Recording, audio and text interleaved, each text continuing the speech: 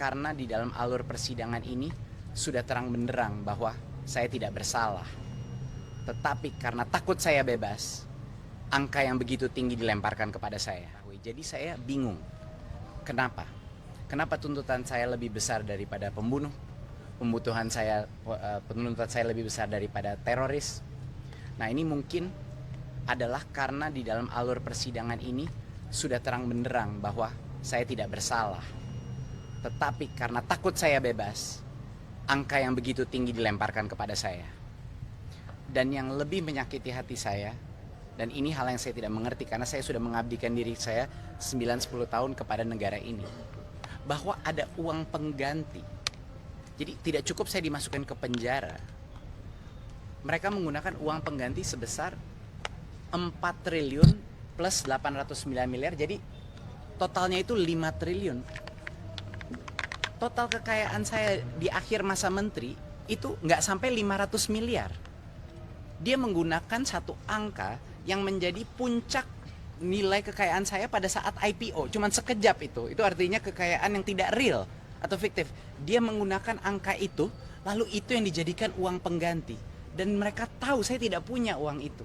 Jadi kenapa itu dilempar kepada saya? Yang lebih mengejutkan lagi adalah tidak ada hubungannya.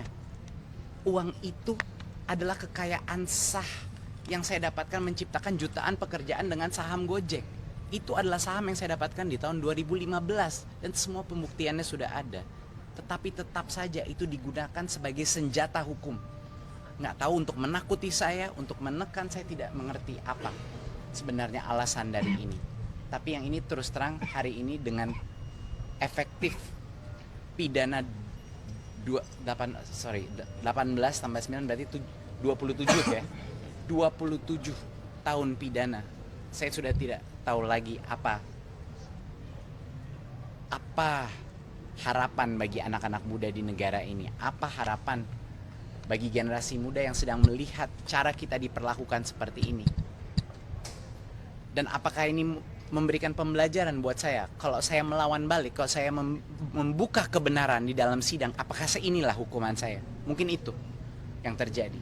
Jadi saya harap sekali bahwa masyarakat, terutama anak-anak muda, kita kawal kasus ini bersama, kita berjuang untuk kebenaran, jangan putus asa. Indonesia masih ada harapan. Saya berjuang di sini memang ada alasannya. Kenapa Tuhan memberikan musibah ini kepada saya? Mungkin bukan musibah, itu yang saya sadari. Mungkin tanpa ini kasus kena ke saya, mungkin ketidakadilan selama ini terjadi mungkin tidak terbuka. Mungkin bagi teman-teman lain yang tidak punya nama saya, tidak punya suara saya, mungkin hal-hal ini terjadi terus dalam sistem keadilan kita dan tidak pernah terbuka. Jadi mungkin itulah Allah memilih saya untuk mengalami ini agar masyarakat mengetahui, agar generasi muda yaitu masa depan Indonesia mengetahui perjuangan kita masih panjang di sini.